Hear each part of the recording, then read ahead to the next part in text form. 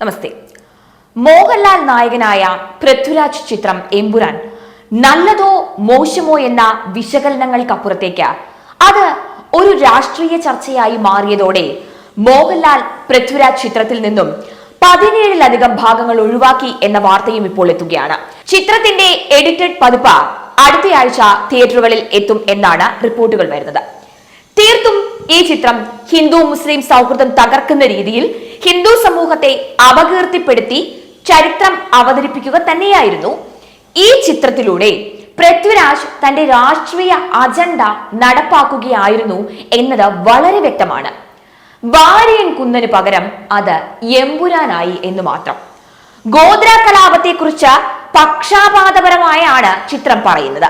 2002 ഗുജറാത്ത്, ബജരംഗി തുടങ്ങി എത്രയോ വാക്കുകൾ ഈ ചിത്രത്തിൽ ഉപയോഗിച്ചിരിക്കുന്നു. ഹിന്ദു വിരുദ്ധവും രാജ്യവിരുദ്ധവും തന്നെയാണ് ഈ ചിത്രം. ഇതിലൂടെ ഹിന്ദുക്കളെ മുഴുവൻ നരഭോജികളായി ചിത്രീകരിക്കുകയായിരുന്നു എന്ന് തന്നെയാണ് ഇതിനിടെ ഉയർന്നു വന്ന കമന്റുകൾ അത്രയും സൂചിപ്പിക്കുന്നത്. ഒരു മുസ്ലിം ഗ്രാമം പൂർണ്ണമായും കത്തിക്കുന്ന രംഗത്തോടു കൂടിയാണ് ചിത്രം തുടങ്ങുന്നത്. ഹിന്ദു പുരുഷന്മാർ ഒരു മുസ്ലിം കുട്ടിയെ മർദ്ദിക്കുന്നതും ഗർഭിണിയായ മുസ്ലിം സ്ത്രീയെ ആക്രമിക്കുന്ന ഭാഗങ്ങളും എല്ലാം ഈ ചിത്രത്തിലുണ്ട്. ഇതിലൂടെ എന്താണ് പൃഥ്വിരാജ് എന്ന നടൻ അല്ലെങ്കിൽ സംവിധായകൻ ഉദ്ദേശിച്ചത്?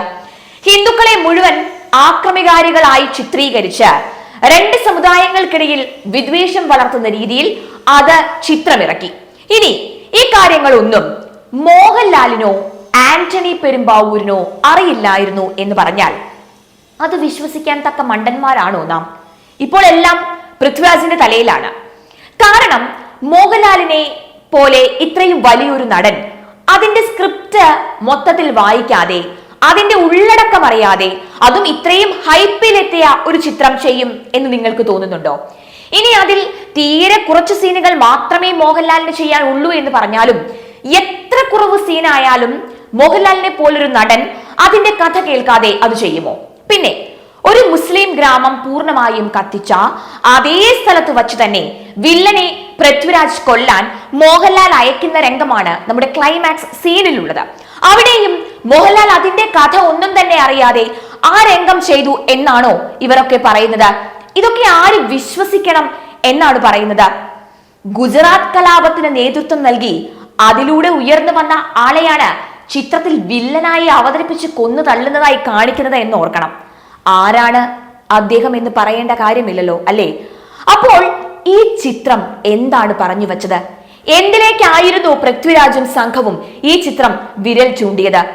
എന്തായാലും ഒട്ടേറെ രാഷ്ട്രീയ വിവാദങ്ങൾക്ക് ശേഷം 24 മണിക്കൂറിനപ്പുറം ആ ചിത്രത്തിലെ വിവാദ സീനുകൾ ഒന്നും തന്നെ പോയിട്ടില്ല. ചിത്രത്തിലെ 17ഓളം സീനുകളാണ് വെട്ടിമാറ്റിയിരിക്കുന്നത്.